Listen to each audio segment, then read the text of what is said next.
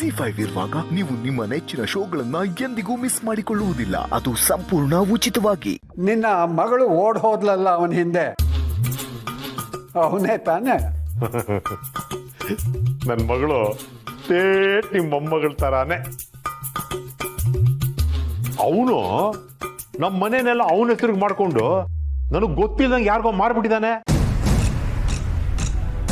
ಆ ಸೇಟ್ ನನಗೆ ಫೋನ್ ಮಾಡಿ ಈ ಕೂಡಲೇ ಮನೆ ಖಾಲಿ ಮಾಡಬೇಕು ಅನ್ನೋದ. ನೀನ್ ಹೇಳೋ ಕಥೆನ ನಾನು ನಂಬೇಕಾ? ನಿಜವಾಗ್ಲೂ ನಿಮ್ಮ ಮೊಮ್ಮಗಳ ಮೇಲೆ ಆಣೆ. ನೆಗೆದು ಬಿತ್ತು.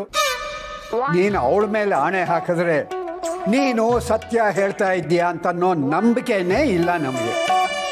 ಅಯ್ಯೋ ಭಗವಂತ, ಇಂತಹ ವಿಷಯದಲ್ಲಿ ನಾನು ಸುಳ್ಳು ಹೇಳ್ತೀನಾ? ನಾನು ನನ್ನ ಕುಟುಂಬ ಬೀದಿಗೆ ಬಂದ್ಬಿಟ್ಟಿದೀವಿ. ತಕ್ಷಣಕ್ಕೊಂದು ಮನೆ ಹುಡ್ಕೋಣ ಅಂದ್ರೆ ಬಾಡಿಗೆ ಮನೆನೂ ಸಿಗೋದಿಲ್ಲ. ನಾವು ಇರೋದಕ್ಕೊಂದು ನೆಲೆ ಬೇಕಲ್ಲ ದತ್ತಣ್ಣ. ನೋಡಿ ದತ್ತ ಅವ್ರೆ, ಈಗ ನೀವು ನಾವೆಲ್ಲ ನಿಮ್ಮ ಮನೇಲಿ ಇರೋದಕ್ಕೆ ಆಶ್ರಯ ಕೊಡದೆ ಹೋದ್ರೆ ನಾವು ಯಾವ್ದಾದ್ರು ಕೆರೆನೋ ಬಾವಿನೋ ನೋಡ್ಕೋಬೇಕಾಗತ್ತೆ. ಹೇ, ಇನ್ನೊಂದು ಕೆಲಸ ಮಾಡು, ಸ್ವಲ್ಪ ಆಳವಾದ ಕೆರೆನೋ ಬಾವಿನೋ ನೋಡ್ಕೊ. ಯಾಕೆ ಅಂತಂದ್ರೆ ಪಾಪಿ ಸಮುದ್ರಕ್ಕೆ ಹೋದರೂ ಮೊಣಕಾಲುದ್ದ ನೀರು ಅಂತಾರೆ.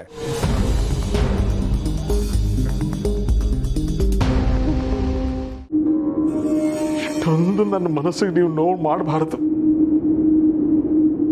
ಏನೋ ಬೀಗ್ರು ಅನ್ಕೊಂಡು ನಿಮ್ಮ ಮನೆ ಬಾಗ್ಲಿಗೆ ಬಂದ್ರೆ ನಿನ್ನ ಸೊಸೆನ ನನ್ನ ಮೊಮ್ಮಗಳು ಅಂತ ಒಪ್ಕೊಂಡವನೇ ಅಲ್ಲ ನಾನು. ಅವಳು ಇನ್ನೆಷ್ಟೇ ನಾಟಕ ಆಡ್ಕೊಂಡು ಬಂದರು ಅವಳು ನನಗೆ ಮೊಮ್ಮಗಳಲ್ಲ ಅಂತ ಹೇಳ್ತಿರೋನು. ಅವಳೇ ನನ್ನ ಮೊಮ್ಮಗಳಲ್ಲ ಅಂತಂದ್ಮೇಲೆ ನೀನು ಅದು ಹೇಗಪ್ಪ ಬೀಗ ಆಗ್ತೀಯ ನನಗೆ? ದತ್ತ ಅವ್ರೆ, ನೀವು ಕೋಪದಲ್ಲಿ ಏನೋ ಒಂದು 4 ಮಾತು ಬೈಬೋದು, ಹಾಗಂತ ಸಂಬಂಧಗಳು ಸುಳ್ಳಾಗಕ್ಕೆ. ನೆಗೆದು ಬಿತ್ತು ಸಂಬಂಧ. ಮೊದಲು ಮನೆಯಿಂದ ಆಚೆ ಹೊರಡು.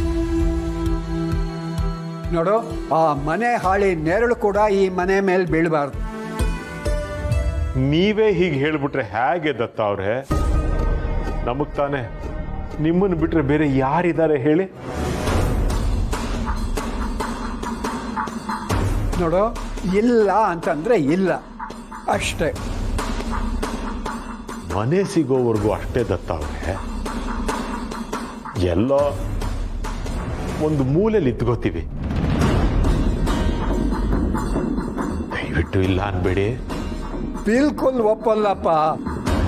ಆ ಮನೆ ಹಾಳಿ ಬೀದಿನಲ್ಲಿ ಬಿದ್ದಿದ್ರು ಚಿಂತಿಲ್ಲ, ಅವಳನ್ನ ಈ ಮನೆ ಒಳಗೆ ಮಾತ್ರ ಖಂಡಿತ ಸೇರಿಸೋಲ್ಲ. ಸರಿ ಬಿಡಿ, ನೀವಿಷ್ಟು ಹೇಳಿದ ಮೇಲೆ ನಾನಿನ್ನು ಒತ್ತಾಯ ಮಾಡಕ್ಕೆ. ನಾವೆಲ್ಲರೂ ನಮ್ಮ ಬೀಗ್ತಿ ತುಳಸಿ ಅವ್ರ ಮನೆಗೆ ಹೋಗ್ತೀವಿ. ಅಷ್ಟು ದೊಡ್ಡ ಮನೆಯಲ್ಲಿ ನಮ್ 4 ಜನಕ್ಕೆ ಜಾಗ ಇರಲ್ವೇ?